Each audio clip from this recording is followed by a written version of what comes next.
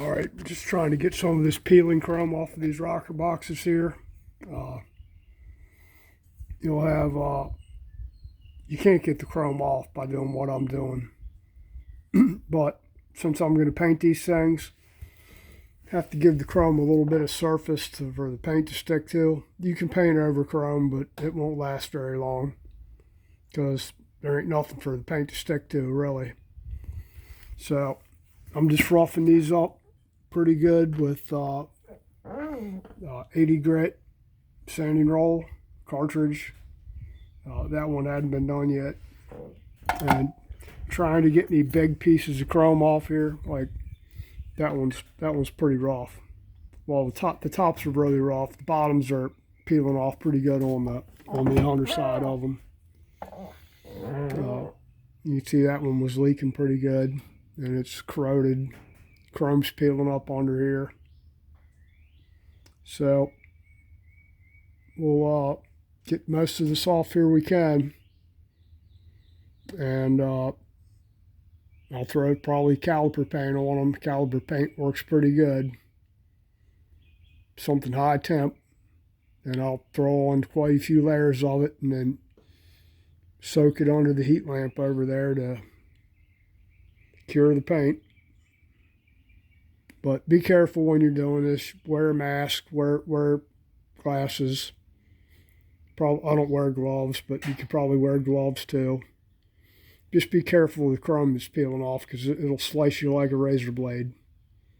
And on these center spacers for these earlier Sportsters, you want to check the centers here to see if they're crooked. A lot of times what happens with them, through somewhere in the late 80s, early 90s, they used too much zinc in the aluminum, and they would bend pretty good. You'd stick the rocker box up there, and the center section would be hanging over the edge of it. It'd be so crooked. These ones are fairly straight, and the tops, middles weren't leaking, just the bases were. So we'll get these all cleaned up, get all the chrome off of them, or not all, we're not getting it all off, but as best we can, and then paint them in really thick paint, and then bake them under the heat lamp for a couple hours to let the paint cure, so everything will be ready when we're going back together with it. I'm using this Fordham tool here, with a shaft with a foot pedal here. Works pretty good. It's small. You can get in there. It's excellent for porting and doing little light jobs like this. I had an actual Fordham tool from Fordham Manufacturing a really long time ago. And I don't remember if the motor burned up in it or what. And it was used when I got it. It was already old when I got it. I bought it used. And then I just used air for years, in the past 30-something years, probably over 30, probably 35 years, I just used air. And saw this little cheapo knockoff, whatever it is, Fordham tool. Rotary tool. I thought, you know what? I don't have a big compressor anymore, so I can't really use my air die grinder. And it's loud as could be anyway, using air die grinder. This thing's nice and quiet. Here, listen to it. This is at full speed.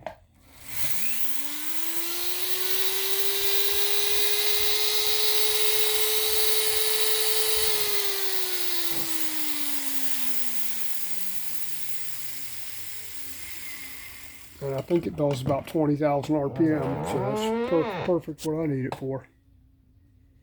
But that's it. It's got a little switch on here, somewhere over here. And foot pedal's nice. It takes a little bit getting used to again, using the foot pedal, especially when you're used to just holding the die grinder in your hand and doing it like that. Doesn't vibrate as much as the air die grinder does. In fact, it hardly vibrates at all. You get a little jerk out of the motor when you hit it. It once twists a little bit because it's cable operated down through here. And I probably need to pull that cable out and lube it again. But that's it for our rocker boxes. When I get ready to paint them, I'll do a little video on that, and we'll see how they do. I'd rather had some. I'd rather had some better looking rocker boxes to start with, but for what people are asking for rocker boxes now, I'm being cheap. This is a budget thing, so I'd rather have other stuff than rocker boxes, especially I've already got a set. They just need really good cleaned up and painting. Got a lot of other stuff to do this bike that I need to keep it within the budget on it. And we'll go from there. All right, thanks for watching. If you like my content, please like, share, subscribe, comment, all that jazz. Have a great weekend, guys. About lunchtime here. Take care.